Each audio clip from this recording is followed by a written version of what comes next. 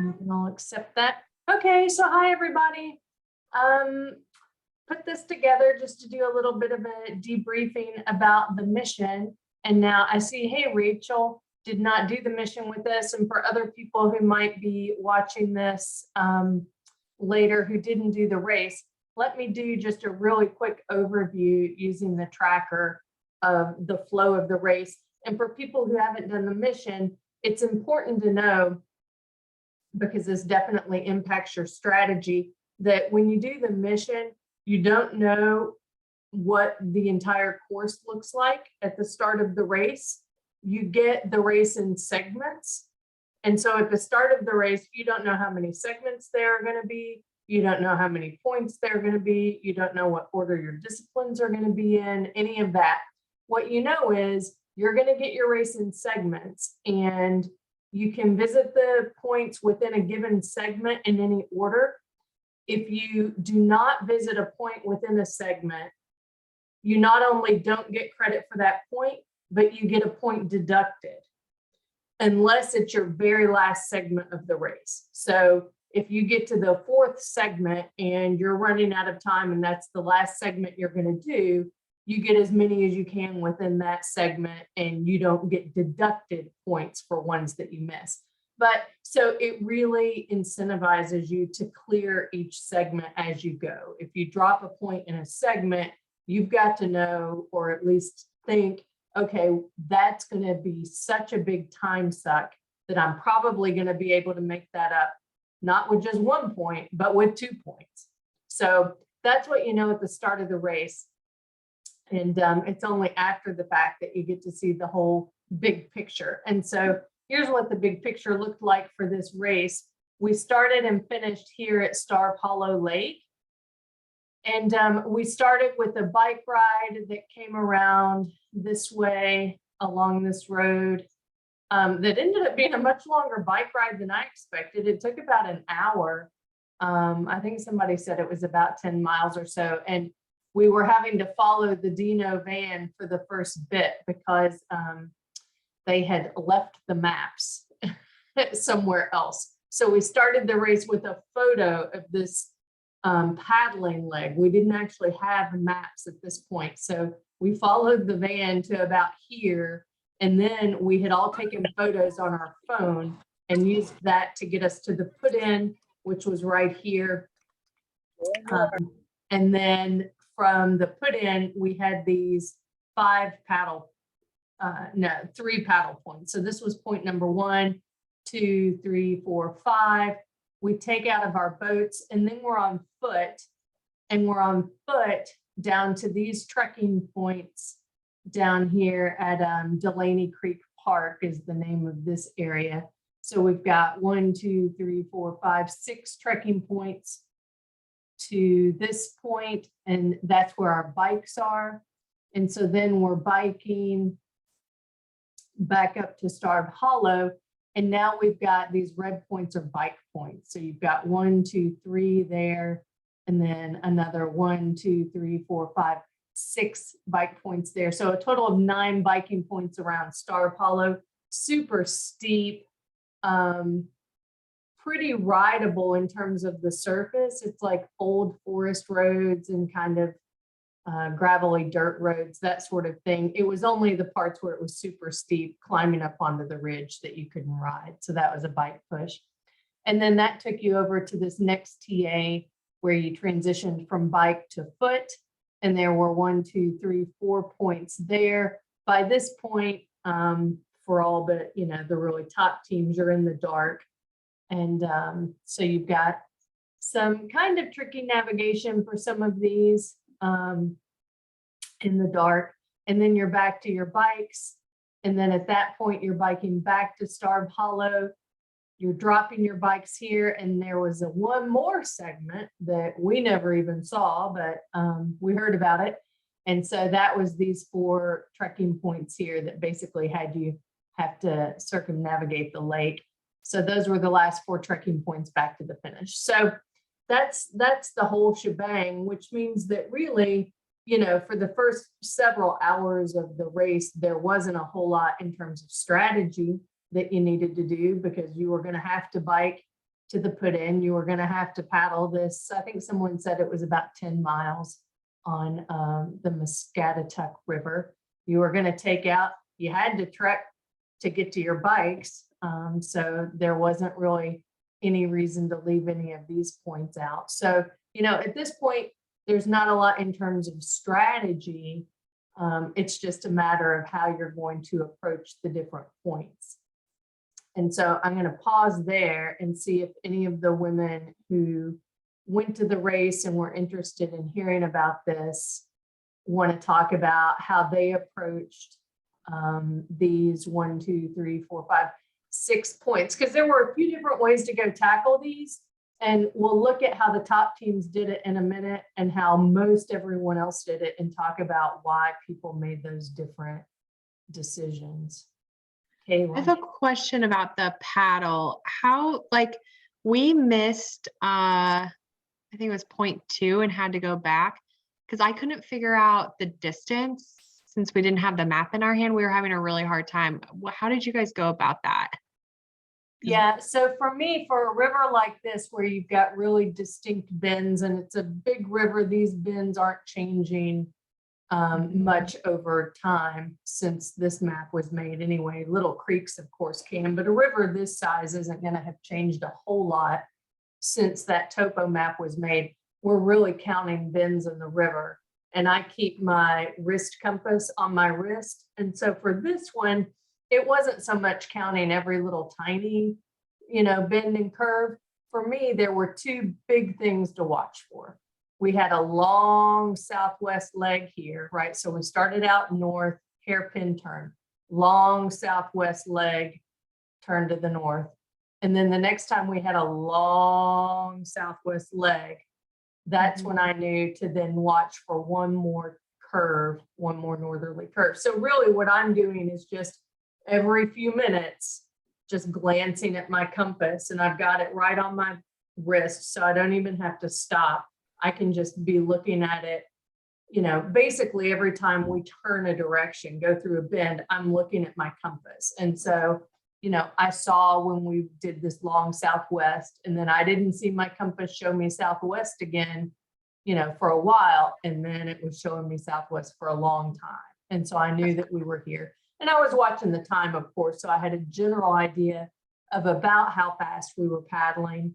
The river was relatively slow moving, a lot slower than I expected, given all the rain that we had. So I figured we were probably going about 4 miles an hour, something like that. That's about what we paddle on, you know, flat to very slightly moving water. So that's really, for me, it was this long southwest leg. And then after that, I said, okay, we're going to see one more kind of sharp bend north. And after that, it will be the next. Okay. South. That makes sense. Yeah. Fortunately, the That water took wasn't so- moving too fast. That took so, sorry, I was just gonna say that took so much of my battery energy, like, because I was solo, and then by the time I finally got off the river, my phone was almost dead, and I was like, oh my God, this is horrid. Yeah, you know, I wondered about that. I was thinking, I was watching the battery on Sarah's and thinking, I wonder if we should put this in airplane mode so it doesn't use up so much battery. But hers seemed to be doing okay. It wasn't going through a lot. And I wasn't having to look at it a whole lot, because I would look at it and say, okay, I've got 2 long southwest turns. And then, you know, so I was able to remember that and not have to consult it quite so much, because it was slow, wasn't it? That's the other thing, is it? And she's got an iPhone. I have an Android, so I didn't really know how to use her phone. So it was super slow for me. I kept having to give it to her and say, give me the map. So that was kind of a nuisance, but I thought it was a pretty good workaround considering the challenge that Brian had at the start of the race. It worked pretty well. Yeah. It was a lot better than having us all start the race 3 hours late or whatever it would have been. So, okay, so everybody got their paddle points. We hopped out. And so then, unless somebody has a question, I'm going to show you the difference between what the top teams did in their approach to this leg and what my team and several others did. So let's look at Toyota Tundra. So there's the takeout. Here's their trek. So they approached this coming from the north and went to, this is checkpoint 7 right here.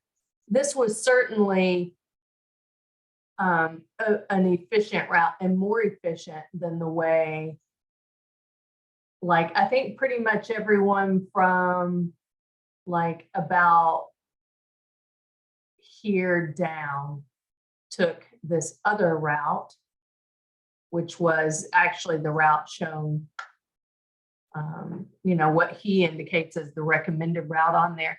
This is not as efficient a route because you have to go way down and then, you know, versus that. And then you have to backtrack doing this route. Whereas with that route, they were able to just continue their forward progression. So this route was certainly longer. Part of the reason I went this way, I looked at this route because it looked pretty appealing. My biggest concern was that I thought this was private property. If you look at the map that we had, if you look at the topo map, yeah, it's right here. Here we go. So this is the map we had, and see this boundary. I thought that this whole thing was private property. And so I was concerned about taking this route because this has happened before in one of his races where there was an obvious shorter route that some teams took and they ended up in somebody's farm and they just ran through the farm and kept going. And I was a little bit perturbed afterwards because I'm like, well, it was obvious that was the shorter route, but it was also to me very obvious that it was private property if you just looked at how it was laid out on the topo map. Now, in this instance, I've gone back and looked at this, and it turns out that this is not private property. This is all still part of the state forest. But that wasn't apparent to me looking at this. I thought we were going to get down here, and especially you see a house there. I thought that's probably somebody's big farm field down around this ditch line. And I don't want to commit all the way down to there and then get there and find out there's some house sitting right there, right? That's a perfect place to put a house down in this flat spot. I thought we're going to get all the way down there, find a house and a big dog, and then we're going to have to turn around and come back. So I'd rather just do the extra distance and go, you know, the safe route. So that's what we did. It turns out that, you know, it was a better route the way they went. But, you know, I don't really know how you're supposed to know that. Just looking at the map, they all seem, maybe they were just willing to take the gamble and it paid off. But anyway, so, you know, given what we had to work with, we came this way. And then even once you came in the park, once you decided to come in the park this way, there were still a lot of different route choices here. And what we did was a little different than what most teams tackling this did. I'll show you, for instance, No Sleep is Drake White and Tiffany Hutchins. They did what I think most teams did, which was they did this little out and back to number 6, and then they came around to number 8, and you have to climb quite a bit to 8 there. And then from 8, they came down, and this is a trail that they took out to 7 and then continued. What we did was a little bit different, and I'll explain to you why. And it turned out to work really nicely for us. It ended up being a really good choice. I don't know that it makes as big a difference just looking at it on paper. Like, you know, to me, it's not like, oh yeah, this was obviously a great choice, because there was a little bit of dumb luck involved in this being such a good choice for us. Now, I know it's a good choice because I have compared our split time from here to here with a couple of other teams. And we were fast, even though those are teams that are faster than us on foot, our split time was like 3 to 4 minutes faster than a couple of other teams who went the way I just showed you, Drake and Tiffany went. So they were on trail. What we had showed no trail between here and here.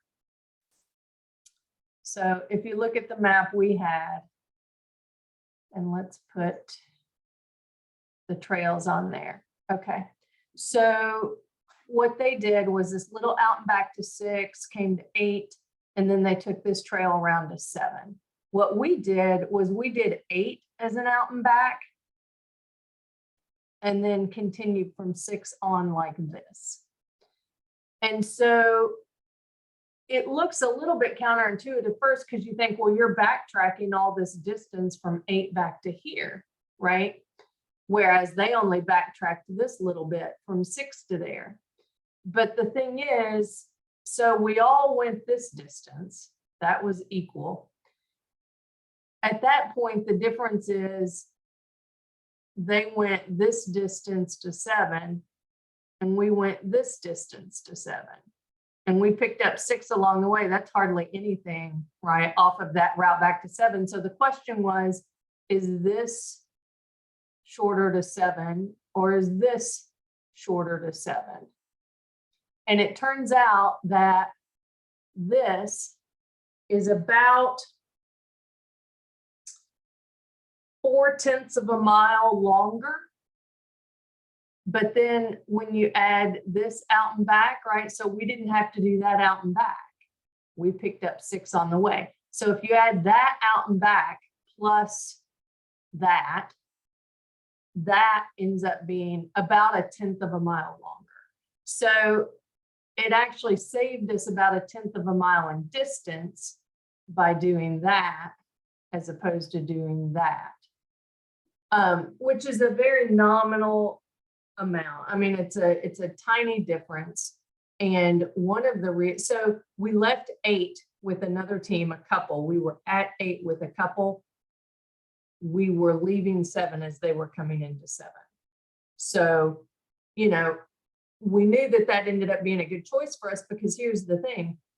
They came this way, right? They were coming this way, which meant they had already done their out and back to 6.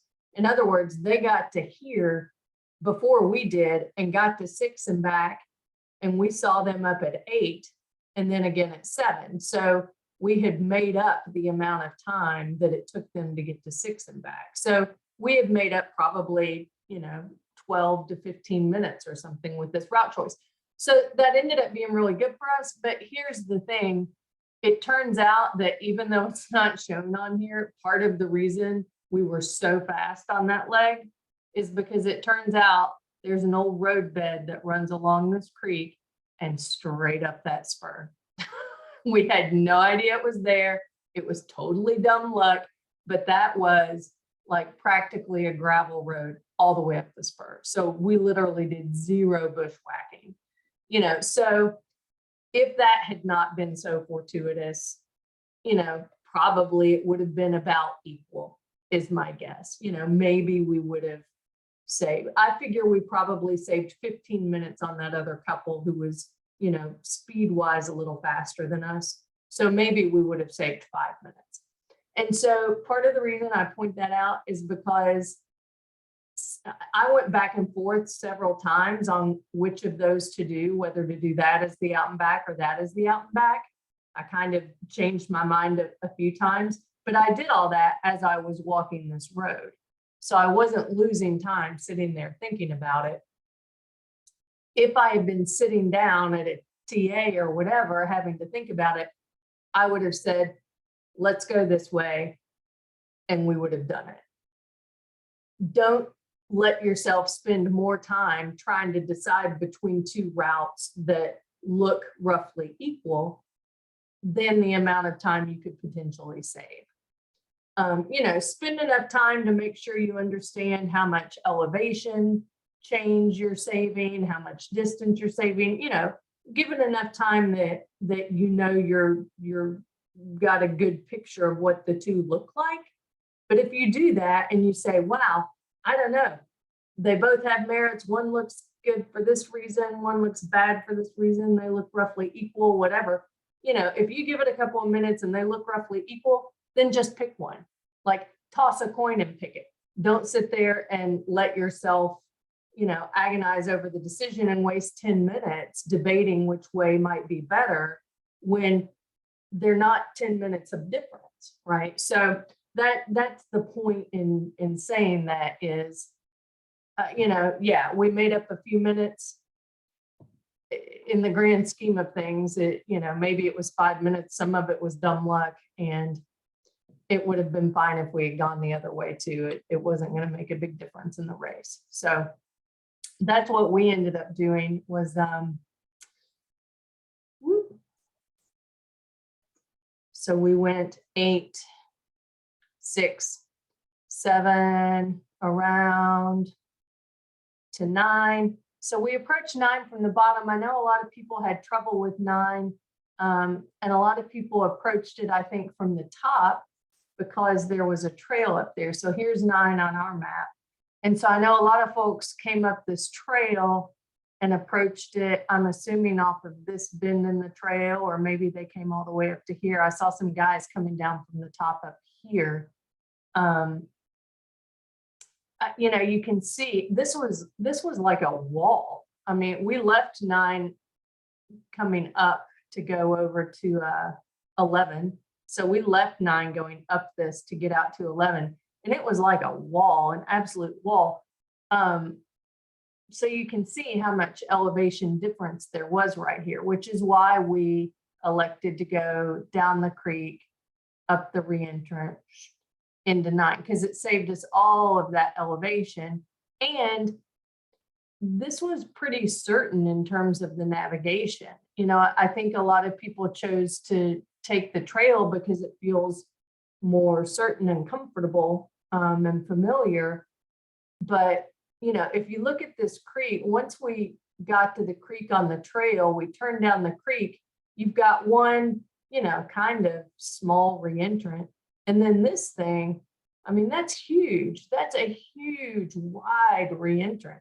You're not going to miss that when you get out there. So, this was really a very safe in terms of navigation route choice. So we went down, we took this humongous, and then really all you had to do was when you got to this first big split in the reentrant, you needed to make sure you kept going straight and south and didn't end up off that direction. That was really the only potential point where you could have kind of screwed this up.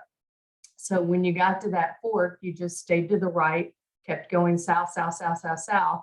And then it was very obvious that you were in the main reentrant and you just kept going until you got to the point, right? It just funneled you right into the point. So that definitely was, if you were coming from this direction, that was definitely, a nice route choice into 9, and we didn't have any trouble with it. And then leaving out of 9, you're just shooting south straight up this to hit this saddle. And then from the saddle, you're going to just keep going due south out the spur. And that avoids having to do this climb. You can see you actually lose a couple of contour lines of elevation.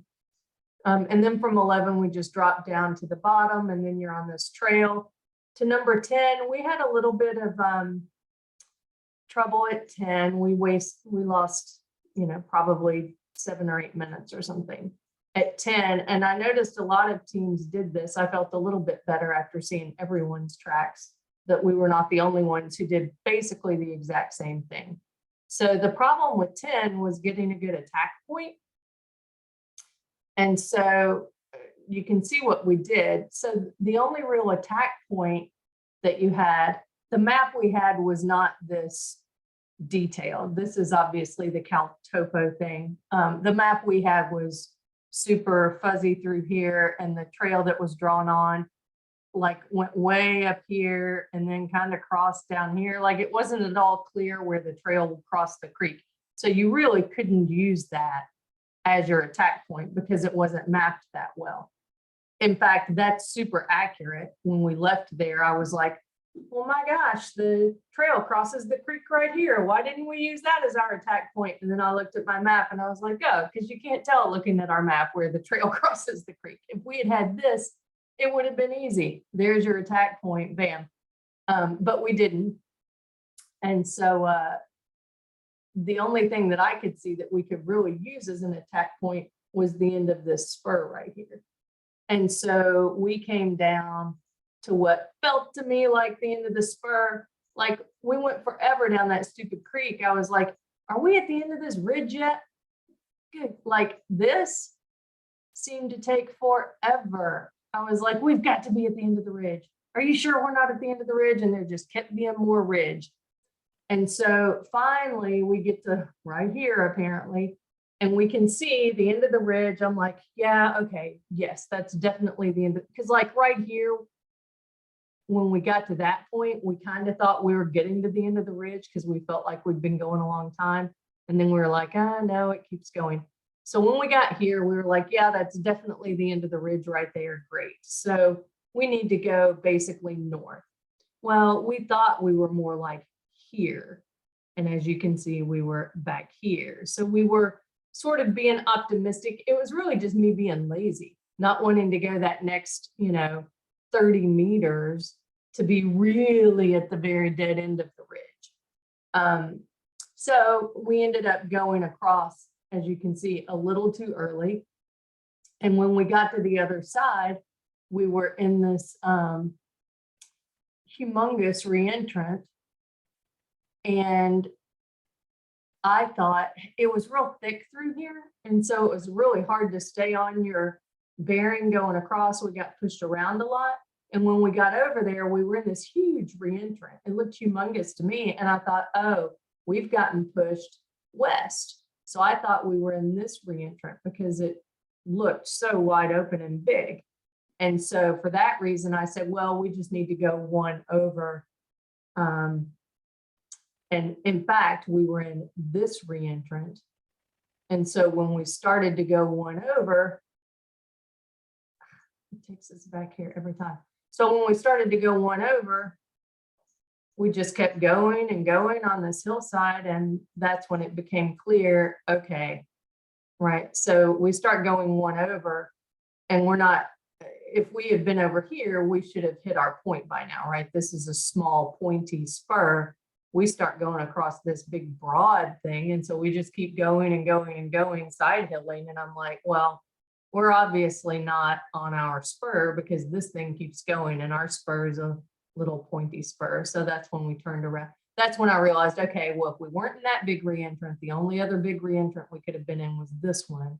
So we hit it to the east instead of the west. And that's when we started to correct, went back past our reentrant, saw the little one. And from there, it was pretty obvious. So after that, it was just drop down, hit the trail. And then again, golly, are we ever going to get there? I felt like we ran forever to get to that TA. Did you all feel that way? And then it was bikes. So thoughts, questions, want to see what some of you all did on this?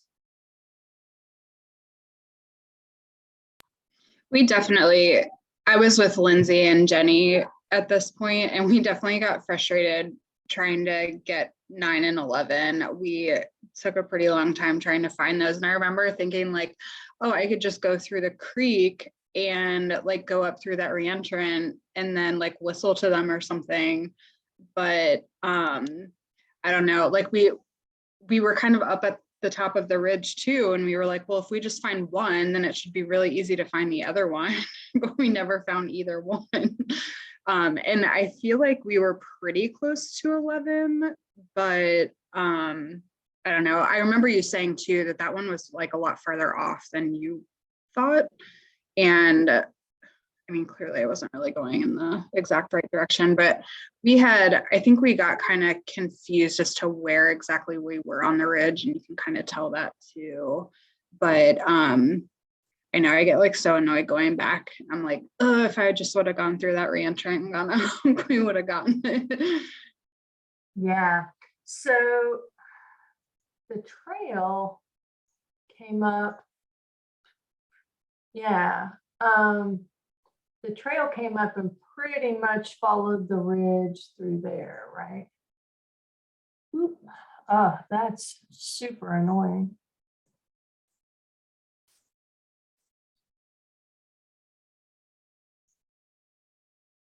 Yeah, so you all were coming at it from this direction. Mhm. And so you knew you were climbing to the top. Yeah, There were also squiggly lines on the map and there were a bunch of switchbacks. So I think that confused us too, like where the squiggly lines were. I don't think those were the switchbacks, but it was kind of confusing to tell too. So I think we thought we were there earlier than we actually were. And then that third time I kind of branched off. Clearly we were close at that point, but Yeah. that was towards the end of us trying to look, and I feel like we were just frustrated at that point, like, oh my God, we've been searching for so long. Stephanie, Yeah. if you look at Lindsay and I's, we're on the other side of the ridge. We were looking for 9. Well, and so yeah, we definitely thought the squiggly lines were the switchbacks. And then we realized when we took a sharp left that we were wrong. We were so close at the at that last little shot. We were super close. Yeah, so it sounds like what happened is you all were thinking that you had summited up here when you were back here. Is that what happened? Yeah. Okay, because it was so steep and you were like, I've been climbing forever, and it levels out here. So you're thinking, Yeah. okay, I'm at the top. Now I've got to go back down to get to 9. Is Yeah. what you all were thinking. Yeah. Yeah, so I wasn't on that trail on that side, so I don't know what the trail looked like through there, but I guess I'll say this, the secret to understanding your attack of number 9 from the trail is to recognize that you've got basically this big north-south and this big east-west, right? So we're looking at this huge ridge line that runs, the main ridge line's running east-west. And then it's got these pretty good spurs coming off of it running north-south. So as you were coming up the trail, going south, south, south, south, south, I see. So then when you all turned east, you thought you were turning east down here. Yeah. Okay. Well, so if you recognize that we've got this huge north-south arm, we've got this huge east-west arm, that's basically creating this 90-degree angle. And anywhere you go, northeast of that is going to take you down into this main re-entrant. And so once you finished this climb and you were here at this top and you leveled out, what you should have been expecting in your mind to see was, I'm going to climb super steep. It's going to start to get easier. And then I'm going to be topped out and I'm going to be flat for a while. And I'm going to recognize that because I'm going pretty due south and because I've stopped breathing so hard. So I'm on a due south, pretty flat. And once I do that, I'm basically walking along and the re-entrant I want is down to my left. So as you were walking along the trail right here, if you looked off to your left, you would have seen the big hillside going down with the re-entrant below you. That's the re-entrant you wanted to be in. There was no reason to go into it from here because now you're losing more elevation that you had just gained. So it made sense to continue at that point. Now you've got this big hill you've got to get over. So you could do that, or you could go ahead and start to skirt down in there. But it makes sense since you decided, okay, I'm going to use this trail. That's going to be my attack point. So you're on this trail south and flat. This is another noticeable hill, right? You've got 1, 2, 3 contour lines. So that's a 30-foot rise in front of you of hilltop. These are 10-foot contours. So it's a 30-foot hilltop that you had to go over. And once you got over that, then you drop back down. Now you're back down into a saddle. You've got a hill behind you and another big hill in front of you. That would have been the attack point off of the trail. If you were going to attack 9 off the trail, right there was the place to do it, because this long flat south is a good, you can recognize that. Then you've got this another hill. Now you drop down, now you're in a saddle, hill in front of you, hill behind you. The trail's going north-south. It's bending through this saddle. If you start going due east, you're going to drop down into this reentrant, and you're going to be in the main reentrant. When you get to the bottom, if you go due east, if you don't see the checkpoint, you're going to be awfully darn close to it. And so when you hit the bottom, right here along the center line of this reentrant, that's the bottom. Once you get all the way to the bottom, if you hadn't seen it, you're going to turn and go up, because it's going to be above you if you went due east off of this. We definitely saw that reentrant. It was unmissable. So we had to be so close. But like we were attacking it from right between 9 and 11, or trying to, because like I was going to find 11 and they were going to find 9, and then we were just going to switch off.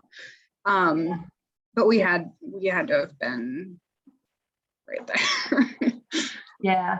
So I mean, the other thing, if you hit it from there, then once you get on this east-west, it's the same thing. Now you're doing the same thing, only it's an east-west. Here's the saddle. You've got a big hill here, a big hill here. So either one of those saddles are the attack point. From this saddle, you're hitting it going due north.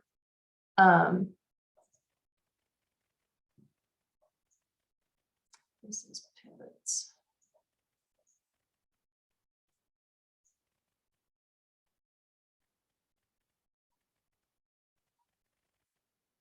Yeah, so this was, yeah, you were in one of those side reentrants. And I remember what that looked like. Coming off of that, it was a lot, these reentrants were a lot deeper than that makes it look. Yeah, so you were basically, Jen, headed into this one. And that looked like a big reentrant, but it didn't look like this one. You needed to be looking bigger. Yeah, so you basically were thinking, okay, you knew where you were at this saddle right here, and you knew you needed to go north, but you let yourself get sucked over into this one. And at that point, the only way to recognize it is if you're standing here in this reentrant and you're looking out over this big valley, because I mean, this looks like a valley compared to this, you know, then you recognize, okay, if I'm in a reentrant that empties into another reentrant, then the other reentrant is the bigger one, right? I mean, you couldn't have, if you're standing in this and you're looking off to your right and seeing a big, huge reentrant, then you know you're not in the one you want. Because if you're in the one you want, you don't see another reentrant off to the right of that until you get way down there, right? So, yeah, well, I hate that you all were so close to it and worked so hard to not get it, because I know it was steep and horrible going up and down those hills. So kudos to you all for being persistent. Yeah. Okay. Well, any other, and so then when you didn't see that one, what did you do at that point, Ashton? Did you try to get to 11? Oh yeah, okay. So you, yeah, same thing. You were at the right saddle. You knew you were at this saddle. You knew that you needed to go out a spur going south, and you ended up on this. Yeah, okay. Yeah, this one. I honestly got a little scared too, because when I was going out from that ridge because of how, or onto that spur, because of how far out it was, I turned around and I was like, I could probably easily get lost out here if I didn't have a good sense of direction, like go back to the trail itself. So I just, it being my first, well, just like being out there on my own too for that particular one, and just realizing that, and like having that fear, I was like, I'm just gonna come back, and if they got 9, then maybe we'll all walk out to 11 together. Yeah. Yeah, I mean, that feels like a pretty big leap off of the trail at that point. And your confidence is shaken after you don't find one of them, then you're just, yeah, Sure. no, I get it. Yeah, I guess the way to have regrouped on this one, maybe finding, yeah, the real indicators on this ridge top were this hill, and this hill, and you've got these deep saddles in between them. The trail's going north, south here, east, west here. So once you recognize that bend, because that's really the major bend in the trail where you're going from being on this spur to being on this major thing. Once you recognize that sort of corner, then you realize, okay, this is the saddle that I need. That's my attack point for 9 and 10. Once you leave that saddle headed for 9 and 11, once you leave that saddle headed for 11, you've got to recognize that you need to stay on the east side of this reentrance. So one thing to think about is that saddles pretty much always, at least in this part of the world, have reentrance below them, right? Because what forms a reentrant is erosion, basically, and what forms a saddle is erosion. So you've got rain or precipitation that's hitting this ridge top. It's finding the low spot, which is a saddle. Saddle's a low spot between 2 hills. It's finding that low spot and it's running to both sides of that ridge. And as it runs down that ridge, it's creating this reentrant on this side. It's creating this reentrant on this side. And so when you're standing up here in the saddle and you're saying, I need a spur, and my attack point is this saddle, here's your reentrant below the saddle. You need to be on the east side of that reentrant, right? This spur is on the east side of this reentrant. So when you left that saddle, what you did, you were a little bit west, you were a little above the lowest spot in it. So that got you off on the wrong foot to begin with, because you were kind of on this side of the saddle and not right down in it. So when you took off, you were west of the reentrant. And same thing with Jen, when you left that saddle going north to 9, you were over here west instead of what you needed to do, because you were looking for a checkpoint in this reentrant down here. You needed to just hit, and in fact, I think the clue was reentrant junction for 9. Yeah, it was reentrant junction. So where 9 was the junction of this reentrant and this main one, right? This is our great big reentrant. This is a side reentrant. Well, or what you could say is these 2 are side. Well, there's really 3. You've got a reentrant right there. See where that bend is? That's a reentrant. You've got a reentrant right here, and you've got a reentrant right here. So it's really down at the junction of all those. So when you left the saddle, Jen, going for 9, what you wanted was a reentrant that was going due north out of the saddle. And then when you left that saddle looking for 11, Ashton, what you wanted was a spur that was east of the reentrant right below you, right to the left of the reentrant. So think of reentrants and spurs just like you would think of a road map. So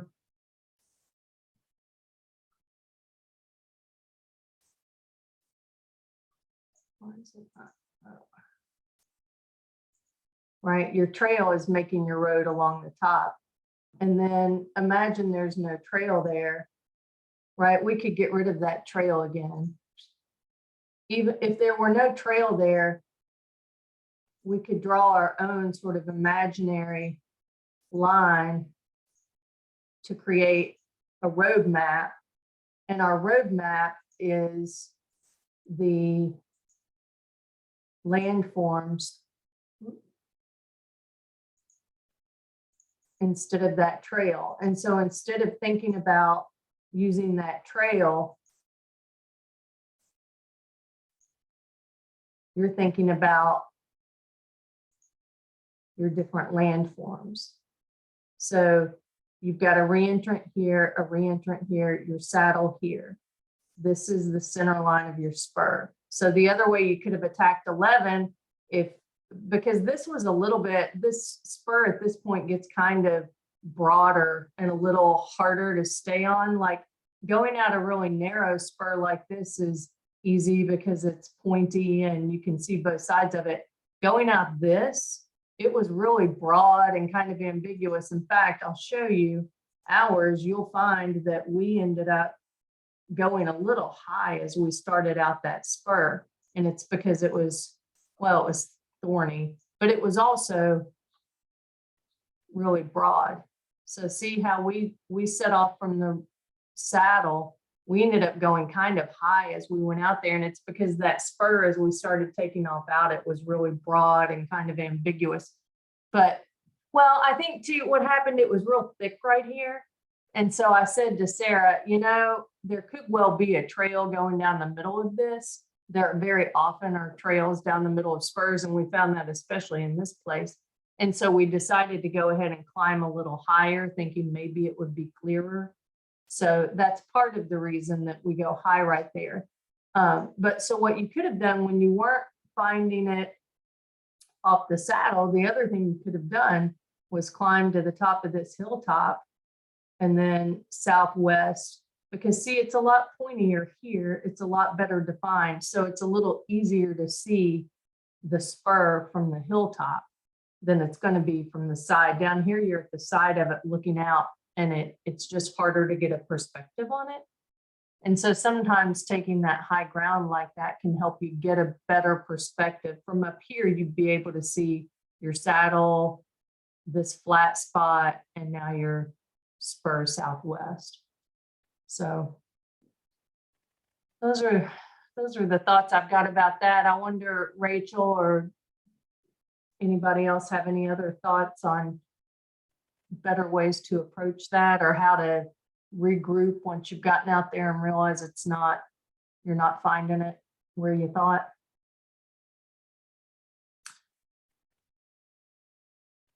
Whoop. Rachel's quieting a baby, and that's okay. Yeah, sorry. Yeah, I didn't realize my camera was off. Yeah, so a lot of times it's easy to get sucked into thinking you're committed to a certain feature. Like, I know I'm on this spur, I'm on this ridge, or I'm on this, that, and the other. I always, when my team ends up feeling that, I always just kind of pause, take out the compass, and try to confirm or prove myself right or wrong about where we are based on the orientation of the landforms around me. So Stephanie, how you were pointing out that north-south and east-west features, I think that's really, really one of the biggest takeaways that people can take from this, for sure. Yeah, good. All right. So anything else about that trucking leg? No. What order did you all do these in? Ashton, did you all go? I met up with Lindsay and Jenny at 6, and then we took that reentrant all the way up to that gravel road that surprised us and took it to 7. And then we went back on the trail. Or no, I'm sorry. Wait, yeah, no, that's what we did. Yeah, we got back on the trail, went south down to try and find 9 and 11. And then we just did that whole loop to the east and then to the west of the trail. And then kind of tried to find 10, kind of not. I feel like we just wanted to get to the TA at that point. Yeah. And yeah, so that's kind of what we did, like 6 to 7, and then 7 down to 9 and 11, then 10. Yeah. Wait, did we get? Yeah. We got. I think our 8. plan was if we found 11 was to go down off the edge of that straight down to the trail. If we had found 11, but since we didn't, I think we went to where we knew, and then we were going to grab 10, but we were much like you, like, when's it going to end? When's it going to end? And then we crossed the river. And at that point, we didn't know if they were going to pull us off the course or if we had time to get on our bikes or not. So we thought we had better make it to the TA to make sure that we had time to even get on the bikes. Yeah, good deal. Okay. Yeah, well, I mean, these were some tricky points. If you look at tracks from, some of the other, much more experienced teams had trouble with those too. I mean, as we came up out of 9, we saw several teams of guys who were, clearly not going in the right direction. And, when they saw us coming up out of it, they headed down that way. So, give yourself some grace on that one. These were, these are pretty bona fide, advanced level navigation points. So, don't beat yourselves up over those. Okay, so then at that point, so what did you do bike wise?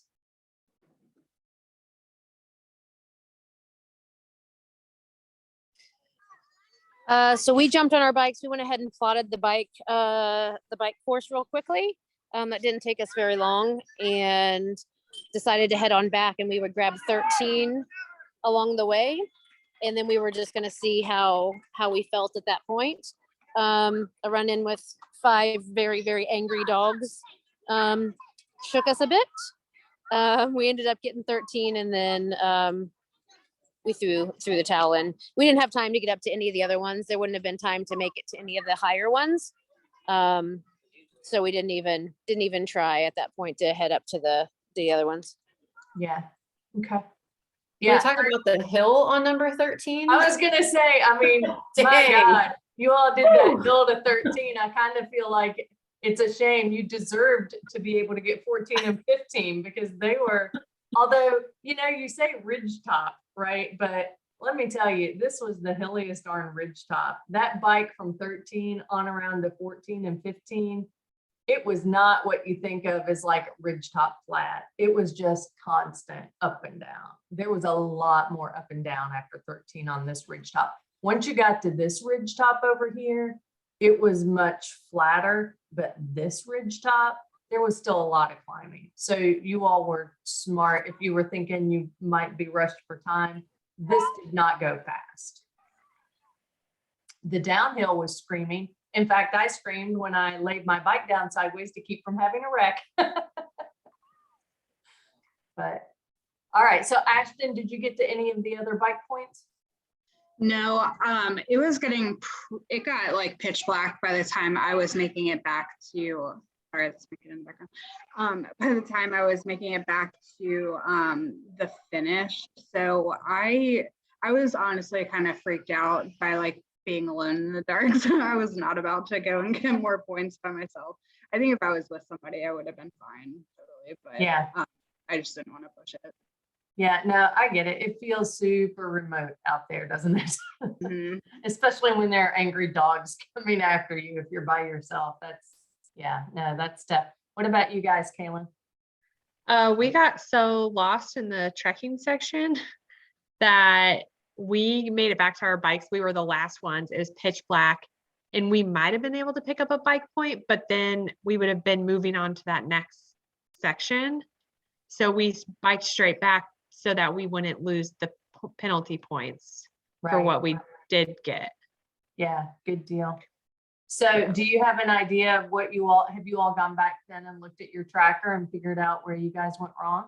Yeah, so I plotted 0.7 wrong. I plotted it like further, like closer to the road. So we thought we could go around that all the way around the road and grab it from the road and then go get the other points, which we did.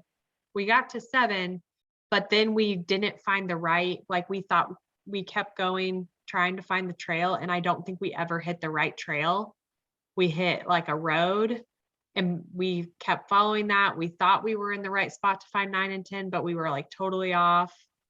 And it wasn't until we came down these roads like that were way off the course and This finally West Plank found, Road. yes. And then we found like an intersection way down there and realized we were completely off the map. I mean, we hiked like 22 miles, just like Oh my- in What circles. was your all's team name? Organized chaos. It was just a mess. So it was like one thing after the other for us. You know, we want to see this. Oh, Look. wow. Well, I mean, Yeah, that's so a we pretty thought we were impressive on the trail. recovery. Yeah, we thought we were on the trail. At this intersection, there was like a guy's house, and he saw us out there and was like, "Are you lost?" And so he's the one that told us where the trail was to get back. But by that time, we were like going as fast as we could because we didn't think we were gonna make it back in time. Wow. What an amazing adventure. It was, I mean, we had fun. We just didn't find any points. I love your Oh, trail man. message, Kaylin. The what? The trail mail message for you guys. That's showing. Oh. Oh, that's funny. Well, and okay, so also in fairness to people who did not have the maps we had, what you need to know is that around this area, what we had was this, right? What in fact was out there, maybe if we see global imagery, will that show it? No, you can't see it there. What is actually out there, there's a gravel road. Well, there was a gravel road that went up this, and you get up here, there's another gravel road. There's this gravel road goes this way, and then it comes around, it parallels the Knobstone Trail. And then it comes around this way. It's still like you're going along this gravel road that appears to be what he's drawn on the map, but it's not. Yeah. You're paralleling the Knobstone Trail the whole time. And so in Yeah. fact, if you look at our track, you'll see that we go around this way and we're way over here on the edge of this thing. I knew that we were not on the Knobstone Trail. I could see that we were on a gravel road that was not the Knobstone Trail. And like when we got to where this old lookout tower was, it's not there anymore, but there was like a bunch of like wood pile or whatever. I could see that we were on this side of the old lookout tower. I knew the Knobstone Trail was on the other side. So I said, well, at some point we're going to have to jump over and grab this Knobstone Trail because that's what we take to get down off of here. This gravel road is not going to do that. Clearly, we need to be on the Knobstone Trail. But this is pretty nice running. So let's just stay on this while we can. And we'll intersect this road and then we can just hop over. Well, we never intersected that road on the gravel road that we were on. And so we ended up, and it wasn't a horrible thing, but Sarah at some point, I know she was like, okay, what's going on? See, the gravel road was way over at the edge of this whole thing. The Knobstone Trail is paralleling us this whole time. So that little road to get us over to the Knobstone Trail never showed up. We end up on this gravel, like our gravel road turns into this. And then I see it do this right here. And that's what you guys did, Kaylin. You all stayed on that and kept Yeah. going. I Because saw we it was- thought, yeah. yeah, we thought that was what was drawn on the map because we hadn't seen the actual trail yet since we came in from 7. So we Right. were like, oh, this is great. But the whole time I was like, I expected this to be a hiking trail. I didn't expect this to be a road. Yeah. That's because we were in the right spot. Yeah. Well, so I had seen it. So I knew we were on the gravel road. And when this turned that way, I was like, okay, we never saw our little road. We've got to get over to the Knobstone Trail. We can't keep staying on this. So we start going this way thinking we've got to meet up with the Knobstone Trail. And it continued sort of like a half road through here. And in fact, I saw No Sleep. When you look at No Sleep's track, it's exactly the same as ours. So it was clear enough that it was sort of allowing you to do this. And we get to about here and we're like bushwhacking. I'm like, Sarah, I know you think we're entirely lost. All I can tell you is The Knobstone Trail is north of us. I don't know why we can't find it or see it. Where we need to be is south. We could just bushwhack straight south out of here. The problem is if we do that, we're not going to know where we are in the creek, right? So we really kind of needed to find the Knobstone Trail so that we would know where we were in the creek to do this. I didn't want us to come down off one of these, not sure which one it was, and then not know where we were down here. So that's why we sort of stuck with it. I said, well, so this was thick bushwhack, but sure enough, we get up there and here's the Knobstone Trail that we run into. And so then we were able to do that. But point being, this was all super confusing at the top of this ridge line. I can tell you that when we saw Michigan Racing Addicts over headed towards number 8, we saw them down here somewhere headed towards number 8. They said they had been turned around on the ridge top. Now I looked at their track, they weren't that turned around. It was like, you know, a 4-minute backtrack or something, but they're like, yeah, we were all over that ridge top, blah, blah, blah. So, you know, a lot of good teams got really confused through here because of that ridge top road system not being mapped on here. So Yeah, I think like being new, we see like the trail that we're on, and then we don't, it's hard to think about. There's so many things that aren't on the map. You can't rely on that stuff. You have to really pay attention the whole time, and we were obviously not doing a good job at that. And then once you're confused out there, like we just didn't, we didn't even know how to go. And I was like, we just have to find like a road, you know, so we know for sure where we are. yeah. So I mean, that is like one thing that I did really right in this race. So what I always say is, you know, use trails for transportation, not navigation. So we were using this gravel road to transport us around this ridge top. I was not using the gravel road to tell me where I was on the map, right? And so I knew where I was on the map because I was watching our change of direction as we navigated this ridge top. I was seeing what direction we were going. When we saw the old lookout tower there, I could see that's exactly where the old lookout tower, you know, when I saw the rubble there, I was expecting to see a lookout tower because I knew where I was on the map. And when I saw the rubble, I said, okay, that's where the lookout tower used to be. So, you know, we were following our progress around this ridge, which is why when the road went that way, and that wasn't the way we wanted to go, we said, okay, we can't use this road anymore. Road, it's been great, thank you very much, but you're no longer going the way we want to go. We need to go west on this ridge top. This road is going east and southeast.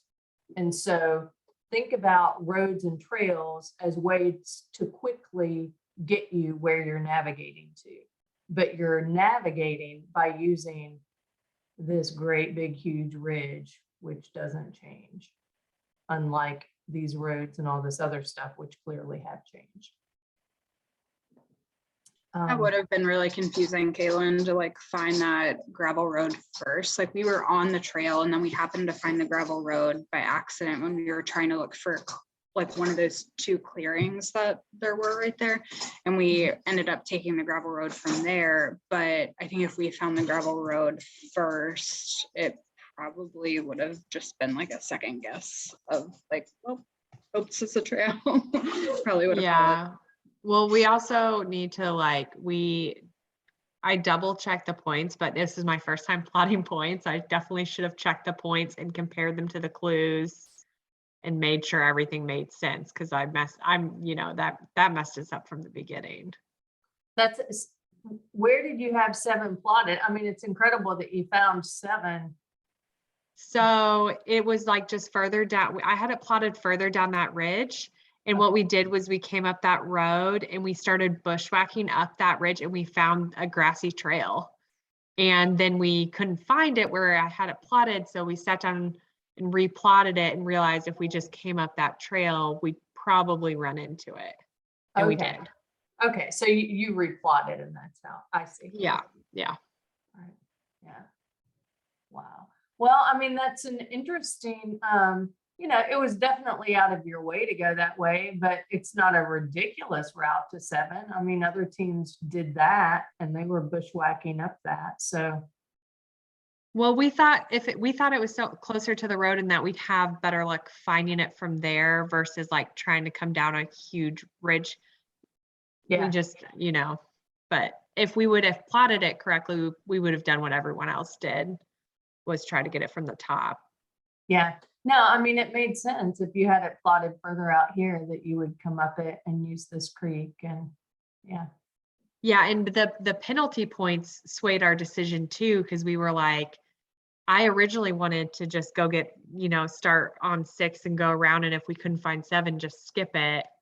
But then my teammate's like, well, we got to get all the points if we want to move on, without losing.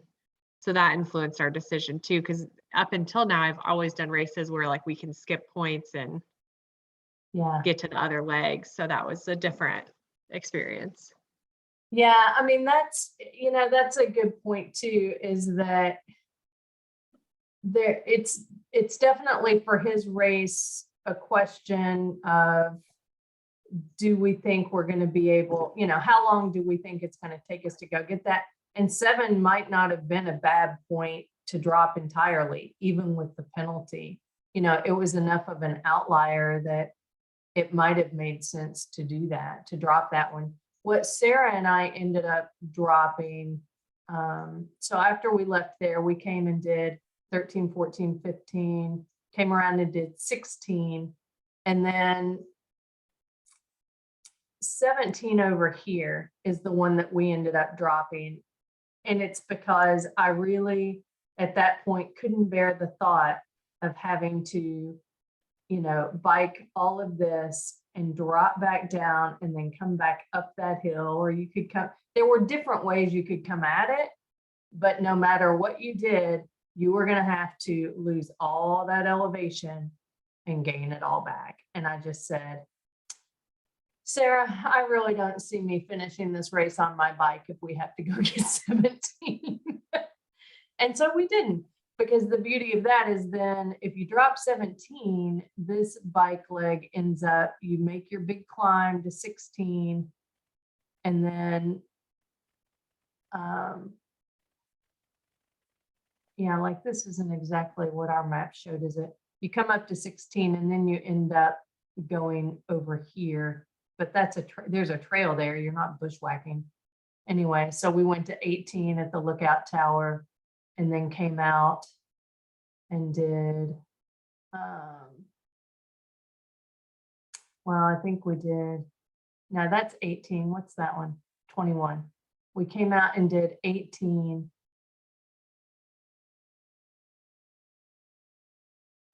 Oh, I know, because the route he's got on there is not what we did at all. That's why it's all goofy.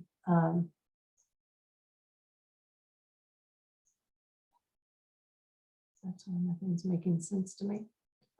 Yeah, 18, 19. So we came up, we did 16, and then we came out and got 21 out the road.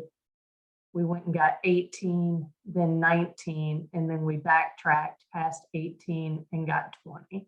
And I think that's what a lot of teams did. They did all of these as like an out and back, because then you were staying on this ridge top, and the ridge top over here was really nice. So, and that all actually was pretty fast and went pretty well. It was, again, a matter of, we were really watching our distances and watching the direction that we were going on the ridge top, because we didn't trust any of this. We weren't trusting that any of these trails were going to be accurate. It turns out they were. Like, this was all mapped really accurately. And so that was nice. But so we dropped 17 and had the penalty point for that. And the biking, so that ended up being basically one huge climb up to 13. And then a lot of up and down to 14 and 15, one big climb back up to the ridge top.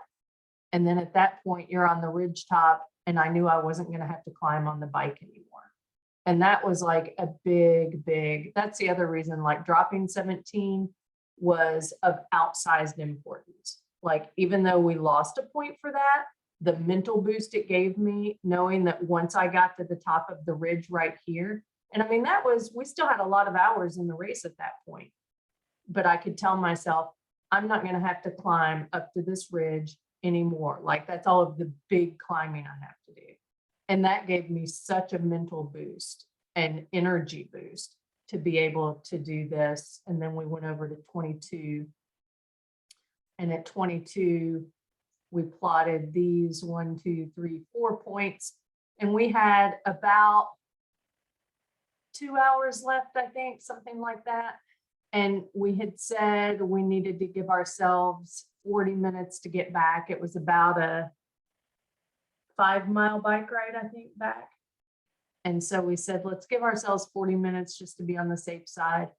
And so that gave us about an hour and 20 minutes. So clearly we had time to go get 26. But that was all we were going to have time to. By the time we got to 26 and we were, moving so slowly in the dark, and the amount of climb to get to 25, there was just no way we were going to get that and get back on time. So we just got 26 and came back. So we had 2 for that section, and then beelined back to the finish, and we had about half an hour to spare. So, we certainly could not have gone and gotten 25 and back in half an hour. So, that was a good decision for us. And I saw people attacked this number 26 different ways. This is another one where I had a little bit of a bobble, because it was also trying to approach a reentrant from the bottom, where it's pretty ambiguous how it looks at the bottom. And it was dark. So you can see that we initially started up this reentrant, which was, quite a bit too early, really. I was trying to make out where this spur came down close was going to be, see right there. So what I thought was, again, the way he had the trail on the map, you couldn't tell where it crossed the creek. So you couldn't use that. The only other thing I could think of from the bottom as an attack point was to try to see where this spur came in really close to the creek.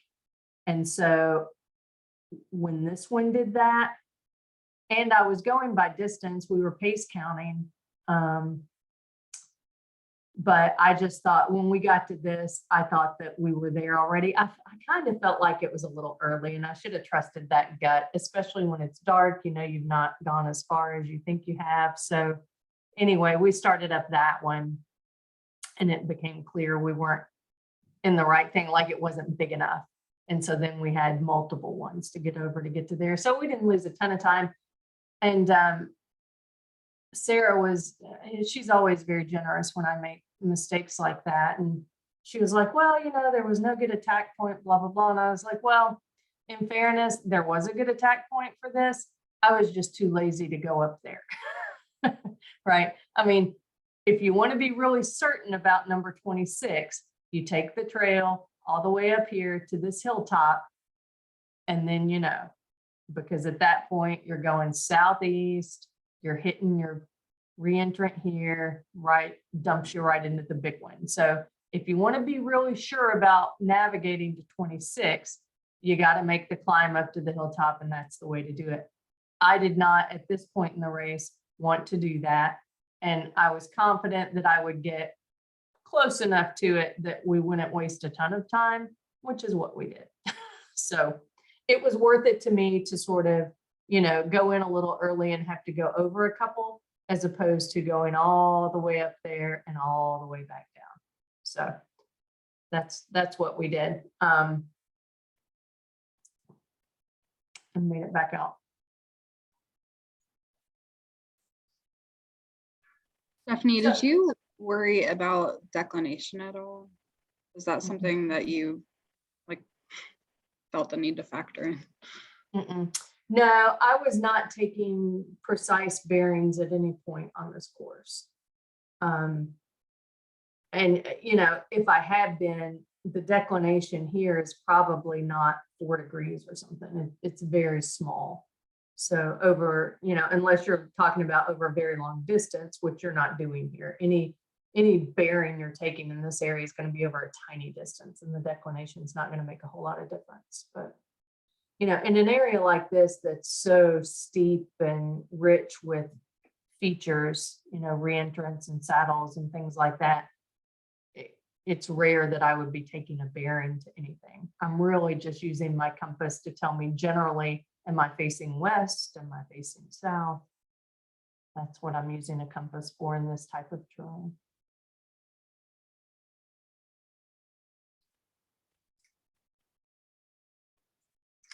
So anything else, so really in terms of strategy, the only, this race is peculiar in the way it's set up. And so you can't translate a whole lot of lessons in terms of how you strategize for this race to other kinds of races where you know what the whole course looks like. Because there's that big disincentive to drop points. And this one was unique for him. I had come to learn over the last few years that he tends to have an O course around the finish. And like one year there were a bunch, like 10 or 12 points near the finish, and a lot of them were kind of close. And we realized, oh my gosh, we should have dropped that crazy outlier in the last leg. We could have gotten 3 or 4 points for that one. And it's been that way a couple of times, like enough that it kind of sucks you in and you kind of think, okay, I'm willing to, drop 1 or 2 here and there and take the gamble that there's going to be a nice cluster. But, you had those 4, but you had to get to that leg. You had to clear this leg first for that to be viable. And these, those are pretty spread out. It's going to take you a long time to get those. He didn't really, I would not consider that a cluster of points, right? That's 4 points that you're committing a couple of hours to. So, it was not a good strategy this year to drop very many in those earlier segments, I think. That one I think was good for us as much for the mental boost and sort of keeping me willing to still go, which is important. Sometimes it's not just about total CPs in the column, right? It's what do you need to do to keep yourself willing to go to the next point. So that's kind of what 17 was about for me. I was done with pushing my bike, even with Sarah. So I'll tell you this, Sarah towed me, throughout the race, both on foot and on bike. She had me on tow all the time. And when the hills were so steep on the bike that she could no longer ride and tow me because it was pulling up her front wheel, we would put the tow rope over my light on my handlebar. And so she was pushing her bike up the hill, towing my bike while I'm laid over my bike, holding the handlebars, trying to keep up. So, that's what teamwork is like. And that's the luxury of having a teammate who's a beast in amazing fitness and willing to do whatever it takes to get your bike to the top of the hill for you. So I'm very fortunate that way. All right, anything else? No, any questions? Going once, going twice, it's already pretty late. So yeah. Thank you so much for doing this. This was super helpful. Sure, Yeah, thank you're you, welcome. Krista. I'm glad. If you all, look at the trackers, look at what some of the other teams did. I encourage you to pull those up and look at what some of the top teams did, look at what some of the back of the teams did. And you're going to find there aren't many people who had a perfect race here. There were some tricky points out there. So, good job to all of you for persevering and finding your way back on course. And to persist after that. So I'm really proud of all you guys. It can be really defeating to be in that spot. And so to get yourself mentally back into it and to the finish line is pretty impressive. So good job, all of you. All right, anybody going to be at no sleep? Ashton, who are you told me, I think, who are you racing with? So Kaylin, her brother-in-law Zach, who she raced with this race, I'll be with him, and then another guy named Tyler. So we'll be a 3-person co-ed team. Awesome. And then Kaylin and I will be racing together for the unbridled race too. Yeah. Awesome. Okay, good. All right. Well, I will be at no sleep. I'm racing solo. And well, the good thing about racing solo for me is I don't have to try to keep up with Sarah. So I can go at my own pace, which is a lot slower, and breathe. All right. Well, it's good to see you all. And we'll see you next time. Thank you. Thank you. Guys. Thank you.